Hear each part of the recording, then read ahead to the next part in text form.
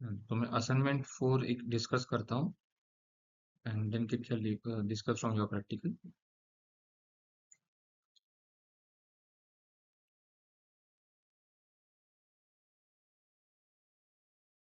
तो असाइनमेंट 4 जो है वो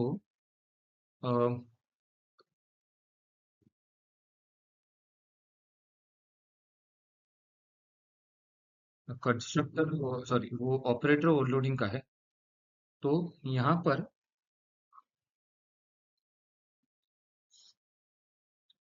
क्लास कॉम्प्लेक्स के अंदर दो डेटा मेंबर्स है, real and imaginary.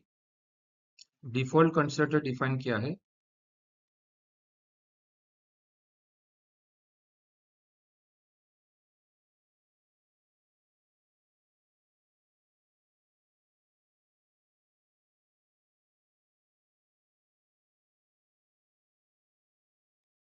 So your class complex के अंदर एक डिफॉल्ट कंस्ट्रक्टर है और डिफॉल्ट कंस्ट्रक्टर के अंदर हम रियल इक्वल टू 0 करेंगे and imaginary equal to 0। Real complex के अंदर रियल और इमेजिन में इनपुट लिया है एंड प्रिंट कॉम्प्लेक्स के अंदर वो प्रिंट किया। उसके बाद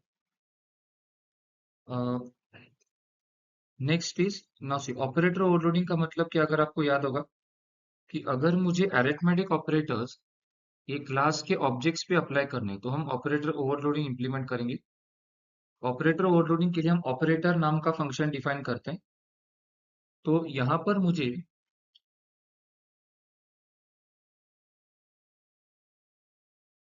जो प्लस ऑपरेटर है, माइनस है, मल्टीप्लाई एंड डिवाइड, वो ओवरलोड करने। तो और ये ऑपरेटर ओवरलोडिंग यहाँ पर यूजिंग मेंबर फंक्शन किया है। तो मैंने आपको एक रूल एक्सप्लेन किया था, बताया था कि when we overload binary operator, मतलब जो दो ऑपरेंड्स के बीच में काम करता है, जब बाइनरी ऑपरेटर को हम यूजिंग मेंबर फंक्शन ओवरलोड करेंगे तो हमें पहले वो ऑपरेटर फंक्शन डिफाइन करना पड़ेगा और उसके साथ वो सिंबल आएगा ऑपरेटर का, और उसको एग्जैक्टली एक पैरामीटर होगा जो उसी क्लास टाइप का ऑब्जेक्ट होगा। ठीक है। सो यहाँ पर रूल क्या है कि जब हम बाइनरी ऑपरेटर को ओवरलोड करेंगे using operator overloading, binary operator मतलब जिसको दो ऑपरेंड्स है, तो इन दैट केस हम जो ऑपरेटर फंक्शन डिफाइन करेंगे उसके टाइटल में एक ही पैरामीटर आएगा जो उसी क्लास टाइप का ऑब्जेक्ट होगा, और उसका रिटर्न टाइप उसी क्लास टाइप का वही क्लास टाइप होगा। तो यहाँ पर इवन सी ये रूल ध्यान में रखने के लिए मैंने आपको हिंट बताया था कि आप क्या करो, एग्जांपल ले लो। सपोज मैंने लिखा C3 equal to C1 plus C2। तो C1 C2 C3 are objects of class complex. तो जब ये स्टेटमेंट रन होगा और अगर आपने ऑपरेटर प्लस को as a binary as a member function define किया है आयुषी, तो ये C1 प्लस C2 कैसे रन होगा? C1 dot operator plus and bracket C2, मतलब C1 ऑब्जेक्ट पे ये ऑपरेटर प्लस कॉल हो रहा है और उसमें C2 ऑब्जेक्ट एज इनपुट पास हो रहा है। और अ, इसका मतलब है कि जब हम ऑपरेटर फंक्शन को जब हम बाइनरी ऑपरेटर को यहाँ पर plus binary operator as a member function define करेंगे, तो हमें क्या करना पड़ता है? हमें एक ऑपरेटर फंक्शन डिफाइन करना पड़ेगा, उसके टाइटल में एक ही पैरामीटर होगा जो उसी क्लास टाइप का ऑब्जेक्ट होगा, और क्योंकि हम C3 को असाइन करें और C3 भी उसी क्लास टाइप का ऑब्जेक्ट है, तो उसका रिटर्न टाइप कॉम्प्लेक्स होगा। तो आई होप ये हिंट आपको समझ में है। क्या करना है, ऐसा एग्जाम्पल लिखना है रफ वर्क में ऐसा। तो फिर ये रन कैसे होगा उसे विजुअलाइज करना है। ऑपरेटर प्लस हमें मेंबर फंक्शन डिफाइन करना है। तो पहले ऑब्जेक्ट पे कॉल होगा, दूसरा ऑब्जेक्ट उसमें एज इनपुट पास होगा। तो C1 ऑब्जेक्ट पर प्लस और C2 पास होगा इसमें। और इसका रिटर्न वैल्यू C3 को मतलब इसके टाइटल में एक पैरामीटर होगा जो उसी क्लास टाइप का ऑब्जेक्ट होगा, और इसका रिटर्न टाइप कॉम्प्लेक्स होगा। फिर इसमें एक लोकल वेरिएबल टेम लिया है, इसका डिफॉल्ट कंस्ट्रक्टर कॉल हो रहा है। Now temp dot real equal to real plus C2 dot. तो ये सिर्फ रियल और इमेजिनरी, किसके रियल और इमेजिनरी हो गए? देखो यहाँ पर जब C1 प्लस C2 रन होगा, C1 ऑब्जेक्ट पे लो, ये ऑपरेटर प्लस कॉल होगा, तो ओनली जो मैंने रियल लिखा है वो C1 का रियल हो गया, और ओनली जो मैंने इमेजिनरी लिखा है वो C1 के इमेजिनरी हो गए। और तो बेसिकली यहाँ पर क्या हो रहा है, C1 का रियल और C2 का रियल, और ये जो C2 डॉट रियल है ये किसका रियल हो गया, रियल और इमेजिनरी, ये C2 जो सेकंड ऑब्जेक्ट है उसका रियल और इमेजिनरी पर। तो दोनों का रियल और इमेजिनरी ऐड होके वो किस में स्टोर हो रहा है, वो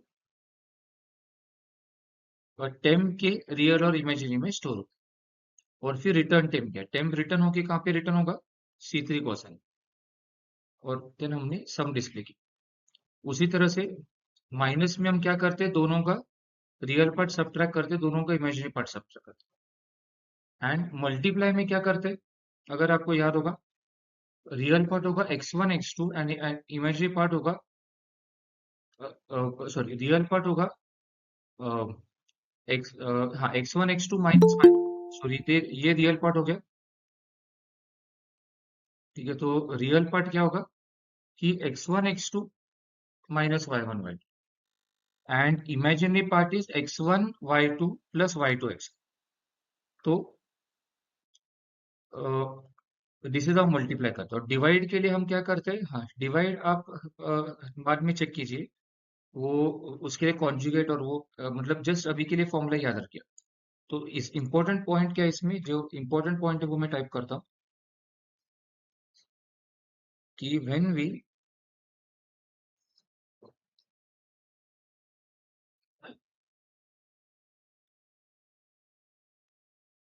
overload the binary operator as a member function, we will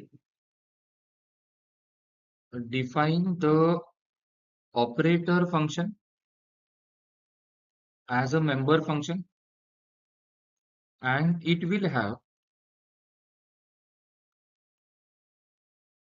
exactly one parameter of the same class type. uh, it will have exactly one parameter which is object of the same class type,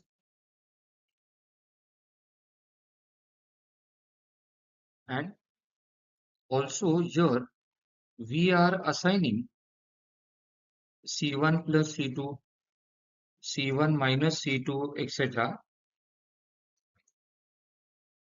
to the C3 object of class complex. So the return types of all the operator functions is complex, क्योंकि हम complex class का object return करें सबके body में से। And यहाँ पर एक पॉइंट मेंशन करता हूँ, ये जो सिर्फ रियल है, your real and imaginary represent the real and imaginary data members of C1 object of mean, on which the operator plus function is called. C2 dot real and C2 dot imaginary represent the data members of the C2 object of mean, which is passed as input to the C2 parameter declared in the title of the operator plus function.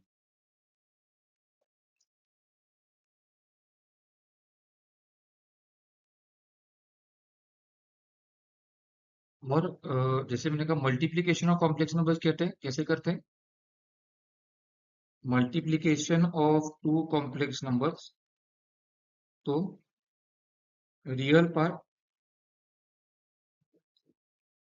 x1 x2 minus y1 y2 ना, और imaginary part x1 y2 plus y1 x2।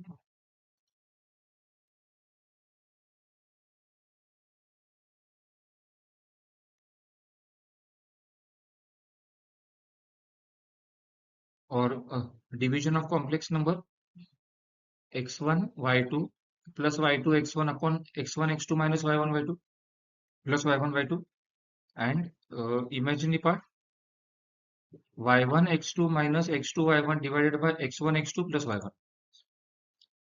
और based on वो मेनू driven किया है loop में, based on choice of the user वो corresponding case run होगा switch के। इसको एक बार मैं आपको रन करके दिखाता हूँ।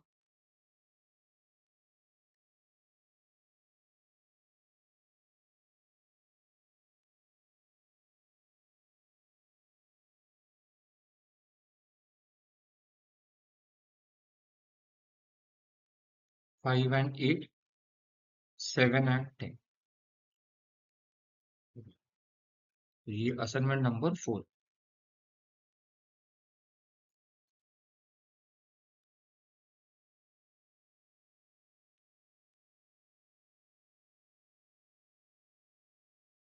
सो आई होप ये प्रोग्राम सबको क्लियर है। Now will go to the next one.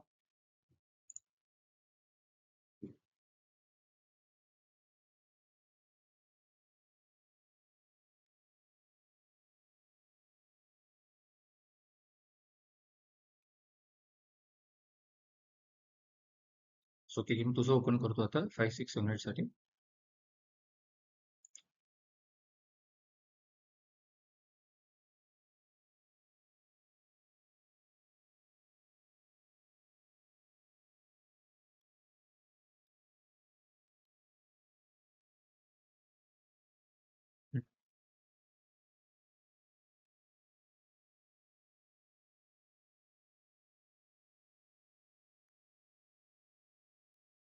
Okay, ये एक्सेप्शन हैंडलिंग का प्रोग्राम है।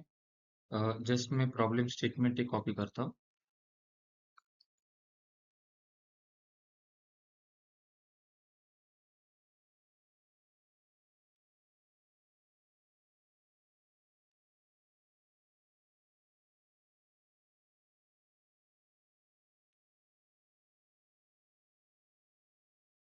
तो यहाँ पर क्लास होटल है, उसके अंदर ये सब डेटा मेंबर्स है और ये मेंबर फंक्शन है। और कंस्ट्रक्टर के अंदर हमने क्या किया है, कंस्ट्रक्टर के अंदर अ, अ, एक मैसेज डिस्प्ले किया, कस्टमर अराइव्ड इन डिस्ट्रक्टर, और व्हेन द कस्टमर लीव्स तो you have exerted the hotel, thank you for visiting, वो मैसेज डिस्प्ले किया है। गेट एज के अंदर एज इनपुट लिया है। नाउ यहाँ पर एक कंडीशन चेक हुआ है। नाउ ट्राई ब्लॉक, अगर आपको पता है, मैंने ऑलरेडी एक्सप्लेन किया, try is that block in which exception occurs, उसे कहते हैं ट्राई ब्लॉक। और ट्राई ब्लॉक के अंदर एक्सेप्शन जनरेट होता है। तो अगर एज 18 से कम है या 55 से ग्रे, थ्रो ए। थ्रो क्या होता है, कीवर्ड होता है सी में, सी प्लस प्लस में, फॉर जनरेटिंग एक्सेप्शन। तो थ्रो ए के अंदर मैंने इंटीजर वैल्यू लिखा है, तो इंटीजर टाइप का एक्सेप्शन जनरेट करेगा और वो बाकी स्टेटमेंट स्किप करेगा ट्राई ब्लॉक के अंदर और कंट्रोल कैच में जाएगा। पर अगर ये कंडीशन फॉल्स है तो वो रिटर्न नहीं कर रहा है। कैच मतलब वो एक्सेप्शन हैंडलिंग का काम करता है। एक्सेप्शन थ्रो के यहाँ पर कैच होगा और वो यहाँ पर डिस्प्ले करेगा age is not in range sorry करके, एंड एग्जिट मतलब लूप एंड हो। तो यहाँ पर मैं एक पॉइंट लिखता हूँ कि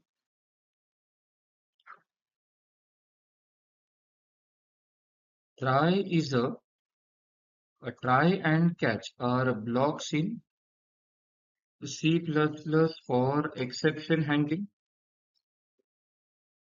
Exception is a runtime error inside the try block. The exception is generated, no? And throw is a keyword of C++. for manually generating the exception when the throw A statement is executed, it will skip the remaining statements in the try block and the control directly goes to the catch block. The catch block is used for catching and handling the exception. Inside the title of the catch block, we will declare parameter. So, because we have written integer variable in the throw statement, so it generates int a type of exception, and so we have defined the catch block whose parameter is of type int,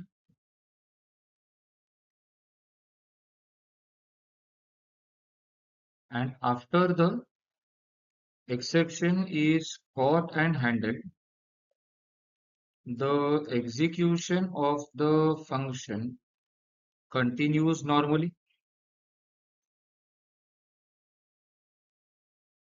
same here अगर ये condition true है तो throw आई कर रहा है, otherwise I return कर रहा है अगर दोनों फॉल्स है, एंड गेट सिटी में अगर any one of this condition is true तो वो हाँ सी सिटी को मतलब डेटा मेंबर सी सिटी को ये लोकल वेरिएबल सिटी का वैल्यू असाइन करे, अदरवाइज वो स्ट्रिंग टाइप का एक्सेप्शन जनरेट करे यहाँ पे और वो कैच होगा. सो इन दिस कोड अगर एक्सेप्शन जनरेट हो रहा है तो एग्जीक्यूशन हम एंड कर बेसिकली. एंड अगर रूम टाइप इनमें से कोई नहीं है तो थ्रू आर टाइप यहाँ पर भी स्ट्रिंग एक्सेप्शन जनरेट होगा और वो कैच होके फिर कोड एंड करेगा. एंड एक्सेप्ट के अंदर गेट एज और गेट इनकम ये फंक्शन कॉल हुए, and get city is also called, and for room type get room type display के अंदर ये सारे वैल्यू डिस्प्ले हुए. होटल क्लास का ऑब्जेक्ट क्रिएट हुआ है और उस पर एक्सेप्ट और डिस्प्ले करो. ठीक है, तो एक बार जस्ट मैं इसको रन करता हूँ. तो आई होप ये भी सबको क्लियर है. मैं अभी डिटेल में एक्सप्लेन किया कि एक्सेप्शन हैंडलिंग कैसे होता है. ओके ठीक है, पूरा रन करने की जरूरत नहीं है, ये डेफिनेटली रन होगा, आप बाद में चेक कर सकते हो. तो आई होप ये भी सबको क्लियर है. If anyone has doubt please ask me definitely. Okay, now the sixth one, and then last is seventh.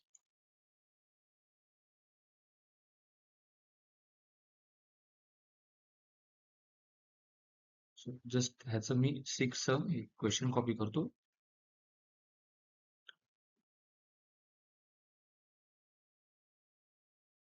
Bubble sort operation using hey. Okay, me just check करतो कुठलं जास्ती सोपं आहे. सर 6 फाईल हँडलिंगचं आहे, 7th बबल सॉर्टचं आहे. Okay okay okay चालेल. ठीक आहे, मी 7th आधी एक्सप्लेन करतो, जास्ती सोपं आहे ऍक्च्युली. हा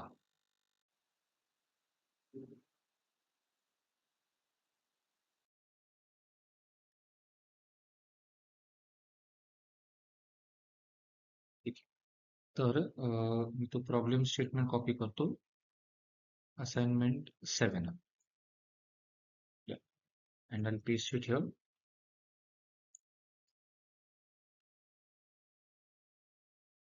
जस्ट मैं 2 मिनट में आता हूँ.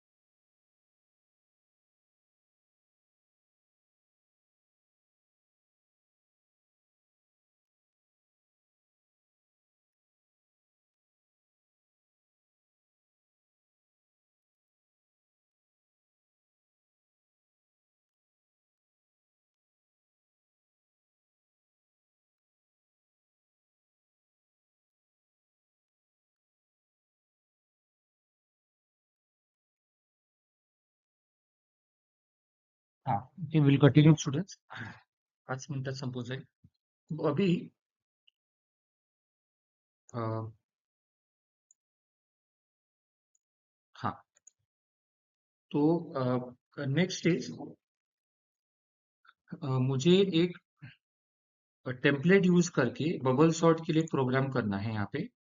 तो बेसिकली टेम्पलेट का मीनिंग क्या है ये भी मैंने एक्सप्लेन किया था.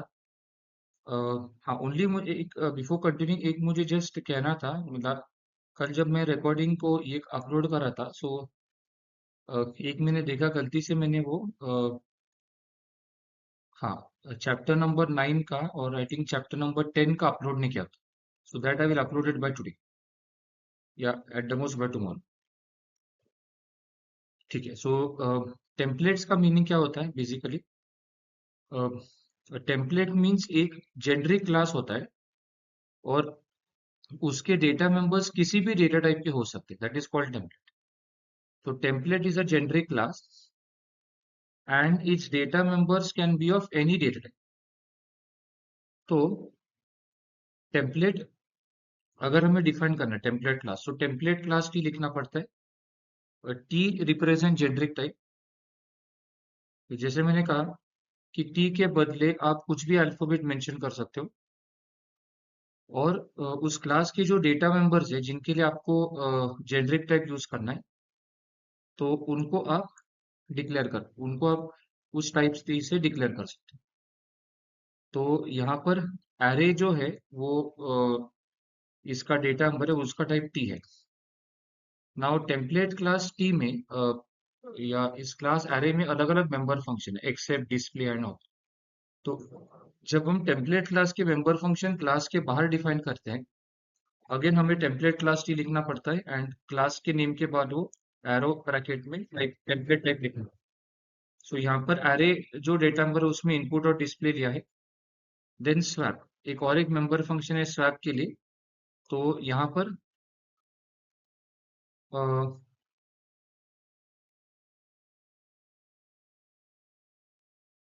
ओके ओके, सो मैं जस्ट सोच रहा था इसको और भी सिंप्लीफाई कर दूं.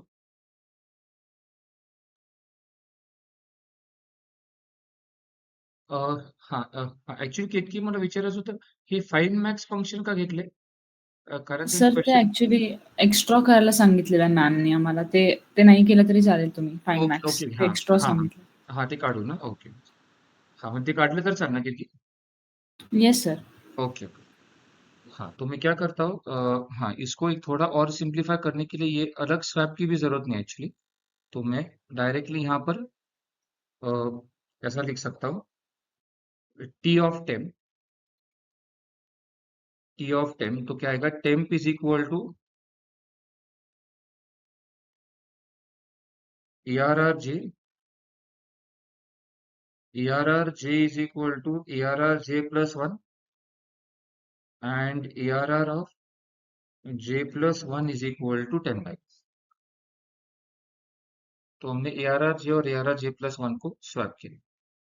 तो सो देखिए, एक 2 मिनट में रिवाइज करता हूँ. So as I told, template class मतलब एक ऐसा क्लास जो किसी भी जेनरिक टाइप पे काम कर सकता है. टेम्पलेट क्लास के जो डेटा मेंबर्स है वो किसी भी डेटा टाइप के हो सकते हैं. So template class is generic class. और टेम्पलेट क्लास जब डिफाइन करेंगे हमें क्या करना पड़ता है, ऊपर टेम्पलेट क्लास टी ऐसा लिखना पड़ता है. टी इज जस्ट अल्फाबेट, आप उसके बदले कुछ भी नाम दे सकते हो. और ये जो टी है वो जेनरिक टाइप को रिप्रेजेंट करता है. तो ये जो टी है मतलब उस क्लास के जो डेटा मेंबर्स है जिनको आपको जेनरिक टाइप चाहिए, तो वो डेटा मेंबर्स के लिए टी लिखना पड़ेगा. एंड जब हम टेम्पलेट क्लास के मेंबर फंक्शन क्लास के बाहर डिफाइन करेंगे, तो हमें वापस से टेम्पलेट क्लास लिखना पड़ता है और क्लास के नेम के बाद वो अगेन एरो ब्रैकेट में टी लिखना पड़ता है, क्योंकि अभी ये array class array type T से एसोसिएटेड लिंक्ड. तो वो पॉइंट में यहाँ पर ऐड करता हूँ. When template class is a generic class. When we define a template class, we must write template class T Above its definition, T represents the template type. T can be replaced by any data type.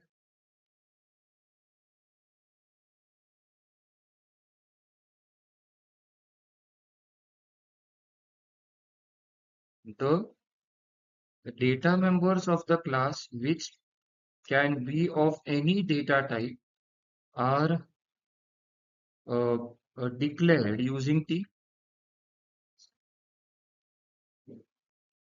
When we define the member functions of the template class outside the class definition, we must again write template class T Ayushi above the member function definition.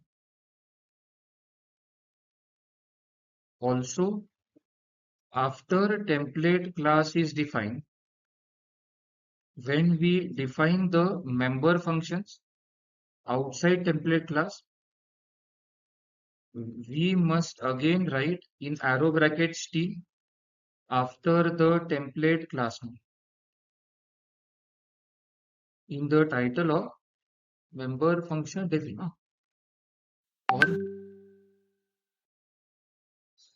बाकी का आपको पता होगा bubble shot कैसे करते हैं data set में पढ़ा था I zero I every time outer loop runs inner loop ये i+1 number of element skip करेगा फ्रॉम द एंड एंड हर बार जब इनर लूप रन होगा एरे जे और एरे जे+1 हम कंपेयर करेंगे और अगर एरे जे ग्रेटर है एरे जे+1 से जो स्वैप करेंगे एंड वन मोर थिंग जब हम टेम्पलेट क्लास का ऑब्जेक्ट क्रिएट करते हैं वो एरो ब्रैकेट में टाइप लिखना पड़ता है तो A1 ऑब्जेक्ट के लिए every occurrence of T is replace by int for A1 object every occurrence of T is replaced by in जहाँ जहाँ t and for A2 it is replaced by float तो इसको हम हाँ रन करके देखते हैं सर फाइंड मॅक्सचं फंक्शन कॉल पण काढावं लागेल. एकदा हाँ मेन्शन देताय. हो राईट हो ओके ओके पण कुठे तो फंक्शन कॉल इथे नाही हा खाली आहे, हा हाच ना येस सर. ओके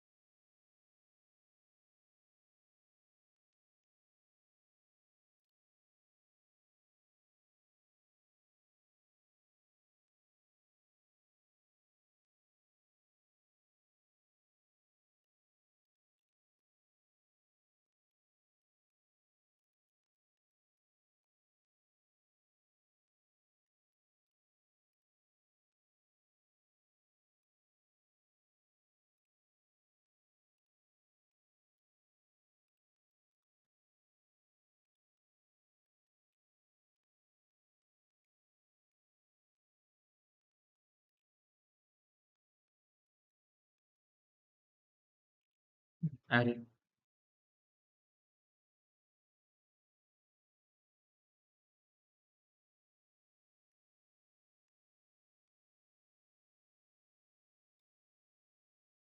ओके सो पूरा रन करने की जरूरत भी नहीं इसको मैं सेव करता हूँ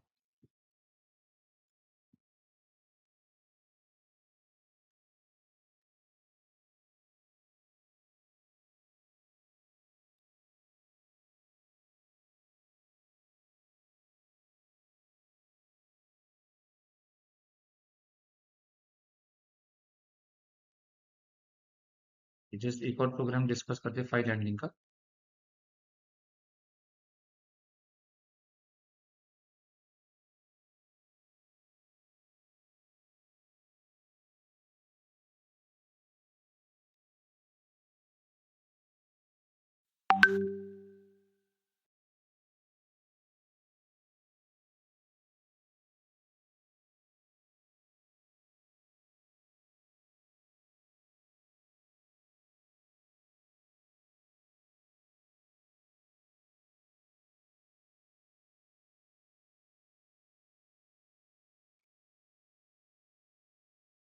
सिक्स।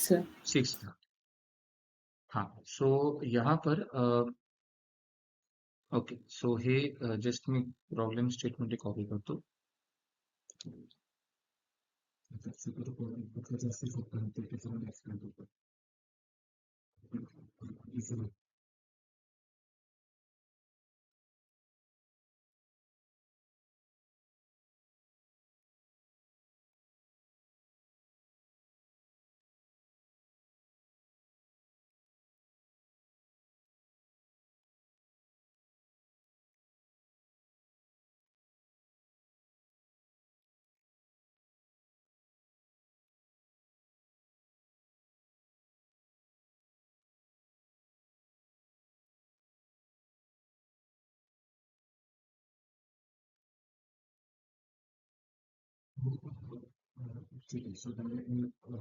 क्वेश्चन फिर से निपटता हूँ, डायरेक्टली शुरू करता हूँ. सो यहाँ पर बी डॉट इज ओपन. तो इज ओपन क्या है बेसिकली? Of stream.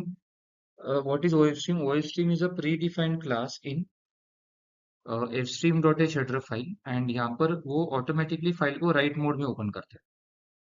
आइदर आप ओपन फंक्शन कॉल कर सकते हो या डायरेक्टली क्लास वो फाइल का नाम पास कर दो. तो वो उसे राइट मोड में ओपन करेगा. देन इज ओपन क्या करता है? वो चेक करता है कि वो pre defined function, it will check that whether file is successfully opened और not. If not, in it return false, otherwise true. So OFStream is a predefined class in the fstream.h header file. हाँ, 2 minute में रुकते सुन, मेरा सिर बहुत दुख रहा है actually because of continuous well. It is used for writing data in file, and the above statement automatically opens the book.txt in the write mode, and is open checks if the file open or not, checks if file is open or not successful. If not, it returns false, और false का not true. Now हाँ gate, हाँ ये क्या कर रहा है? ये गेट लाइन क्या करता है? वो input is a string variable I think. हाँ इनपुट. सो यूजर से इनपुट ले रहा है फ्रॉम द कीबोर्ड, और अगर यूजर ने 0 डाला तो वो ब्रेक हो रहा है. एंड एल यूजर ने जो भी इनपुट डाला है वो इनपुट, हाँ, तो ये स्टेटमेंट क्या करेगा? जो फाइल है बुक डॉट, उस पे उसके अंदर ये इनपुट वेरिएबल की वैल्यू राइट हो. तो ये स्टेटमेंट क्या कर रहा है? ओएफ स्ट्रीम इज, मतलब b is object of ofstream class. जहां पर बी पॉइंट कर रहा है फाइल में, वहां पर वो इनपुट वेरिएबल की स्ट्रिंग वैल्यू राइट करेगा. एंड एंड लाइन की वजह से वो लाइन एक के बाद एक राइट होगी file. So each time the loop runs, we are accepting input from user into the input variable, then we are writing the value of input variable into the current location where b is pointing in the file. B is object of the OF stream class. Okay. अगर user 0 रहा तो and होगा. ये close कर, ये आपको पता है. ये क्या करता है? opens the file in read mode, and हाँ, एंड ये स्टेटमेंट क्या कर रहा है कि वो रीड कर रहा है फाइल में गेट, जहाँ पर इनपुट, जहाँ पर आरबुक इज व्हाट है कि हाँ, आरबुक मतलब आई स्ट्रीम का ऑब्जेक्ट, सो जहाँ पर आई स्ट्रीम का ऑब्जेक्ट पॉइंट कर रहा है वहां से वो लाइन रीड कर रहा है एंड स्टोरिंग इट इनपुट। जब वो एंड ऑफ द फाइल पे पहुंचेगा तो वो नल रिटर्न करेगा, reads the line from the file where istream is pointing and stores the line read into input variable, और फिर इनपुट की वैल्यू हम स्क्रीन पर डिस्प्ले कर। एंड फाइनली ये एचटीएम का फायदा क्या, आप उसे दोनों मोड्स में ओपन कर सकते हो, read and right, opens the file book.txt in both modes, read and write, and the original contents of the file are not deleted। अगर आपने सिर्फ राइट मोड में ओपन किया होता तो वो ओरिजिनल कंटेंट डिलीट होता। ईओएफ क्या करता है, ये भी मैंने पढ़ा था कि अगर वो एंड ऑफ द फाइल तक पहुंचे तो वो ट्रू रिटर्न करता है, अदरवाइज फॉल्स। ईओएफ मतलब end of the file. F dot EOF returns true if f reaches the end of the file, else false. And get function क्या कर रहा है, जहां पर एफ पॉइंट कर रहा है वहां पे वो कैरेक्टर रीड कर रहा है, returns the character from current location in file here f is pointing. And अगर वो इज अपर और ये सब सी टाइप डॉट एच के member function, ctype dot h के प्री डिफाइंड फंक्शन है। अगर अपर केस है तो यू काउंट प्लस प्लस हो रहा है, लोअर केस है तो ये हो रहा है। अगर वो वावेल है तो वी काउंट प्लस प्लस, अगर डिजिट है तो डी काउंट प्लस। तो इस स्पेसेस और ये सारे प्री डिफाइंड फंक्शन है सी टाइप डॉट एच के। Above all predefined functions are in ctype dot h header file. तो नाम देख के आपको मीनिंग पता चलता है। एंड फाइनली मैंने, उन्होंने क्या किया कि के को ओपन, नाउ आई थिंक के इज व्हाट एक्चुअली, हाँ, एचटीएम का ऑब्जेक्ट, सो के को ओपन किया है in right mode now. And right mode में आपको पता है अगर वो फाइल प्रेजेंट है तो वो न्यू फाइल क्रिएट करता है, और अगर फाइल ऑलरेडी प्रेजेंट है तो उसका ओल्ड डेटा डिलीट होगा एंड न्यू डेटा स्टार्ट से राइट होगा। एंड यहाँ पर क्या क्या उन्होंने किया है कि ये जितने भी मैसेजेस हैं वो फाइल में राइट होंगे। Above statements write the messages above into the current location in the file here k is point।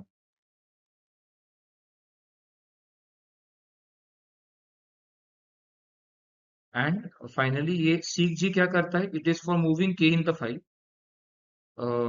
At any random position. तो ये iOS को ऑपरेटर बिगिनिंग मतलब बिगिनिंग ऑफ फाइल, ये उसके 0 कैरेक्टर्स आगे मूव करेगा फ्रॉम स्टार्ट ऑफ फाइल, मतलब वो उसे स्टार्ट ऑफ द फाइल पे लेके जाए।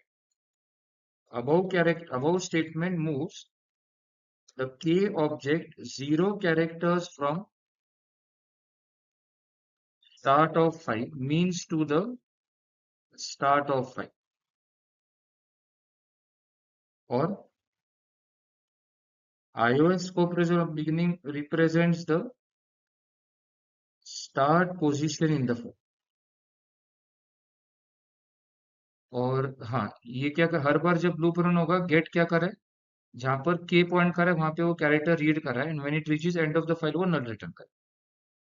So every time the loop runs, each time the loop runs above statement, that is k dot get ch, reads the current character from current location where key is pointing into the ch variable, and when it reaches the end returns null और EOF character मतलब null। And right mode में एक important point जो add करता हूँ कि in right mode if file not present, new file is created automatically in current location, and if file present and opened in the right mode, old data is deleted in file and new data is written from start of file। ठीक है, बाद में आप ये comments डाल सकते हो। और in read mode If file not present, then new file not automatically created, and if file present, old data not deleted in from the file, and returns the address of first location in the file. Okay,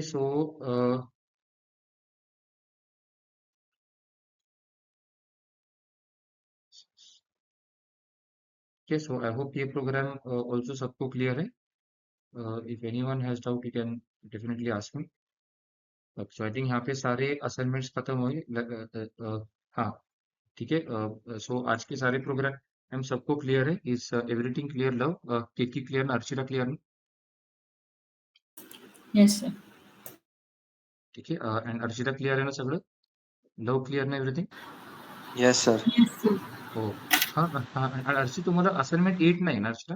तू म्हटल्याप्रमाणे? हो sir, ते नाही आहे exam. Okay, okay, okay. So आप ये 7 पढ़ लो. ठीक है. एंड मैं रिकॉर्डिंग्स और वो सब अपलोड करतो 28 जुलै के फोल्डर में. हां, आणि आम्ही डायरेक्टली मंडेला रात्री 9:45 ला भेटू for the last assignment on tricks. हाँ, सो तब तक आप सारे असाइनमेंट्स पढ़ लीजिए. And if any doubts you have, you can definitely ask. Okay, and once again, happy Diwali. Okay.